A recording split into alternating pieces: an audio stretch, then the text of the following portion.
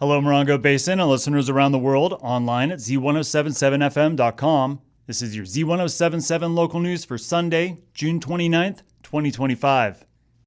It's been 33 years since an earthquake large enough to do serious damage has rumbled through the Morongo Basin.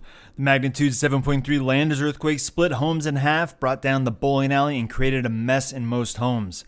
Last July, a magnitude 4.9 shook just outside of Barstow, felt from LA to Las Vegas, but just below the threshold of doing much damage to structures.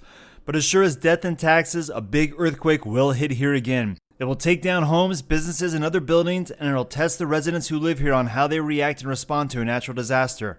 Since 1889, there have been about 17 earthquakes recorded in the Morongo Basin. That's 136 years, divided by 17 earthquakes. That makes a quake every 8 years. When you do simple math like that, it can make an earthquake feel like it's right around the corner.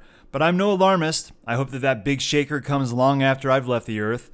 However, it would be silly not to prepare even the smallest amount for an earthquake, especially since it doesn't take a ton of money or resources to do it. The first thing you can look at is your bedroom. The Landers quake occurred at 5 a.m. where most people were asleep.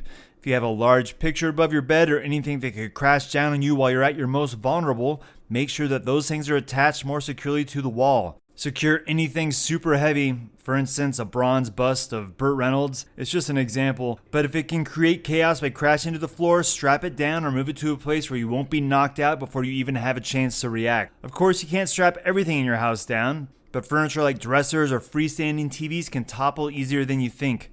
When a big enough quake does occur, no amount of safety straps or museum putty will hold a home together, so make sure you're up on your basic safety drills as well. When things start shaking, go for a table, a doorway, or head outside and away from overhead hazards like power lines. And once the shaking stops, you'll be happy you did what Gary suggests you should do. Get a prep kit in your house. Make sure you've got enough water, 2 gallons a day per person for at least 2 weeks. You don't have to get all like a prepper or anything, but you do need to have an earthquake kit in your house. Your medications, extra glasses, and it's just become kind of a habit. And those of us who went through the earthquake realize how important that is. Well, and don't forget a radio. Yes, get a radio, portable radio. When these things happen around the country, disasters and natural catastrophes, it's usually your small town radio who is there with boots on the ground, who are going to do direct help, direct aid, find out who needs help, get it to them. That is really the role of small town radio. Perhaps the easiest way to prepare for any natural disaster is go and meet your neighbors in your neighborhood. Communities come together pretty quickly after a natural disaster.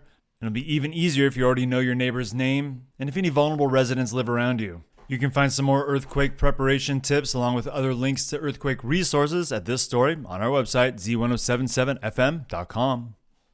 And that's your local news for Sunday. Reporting out of Joshua Tree, California, alongside the award-winning Z107.7 News team, I'm Robert Hayden.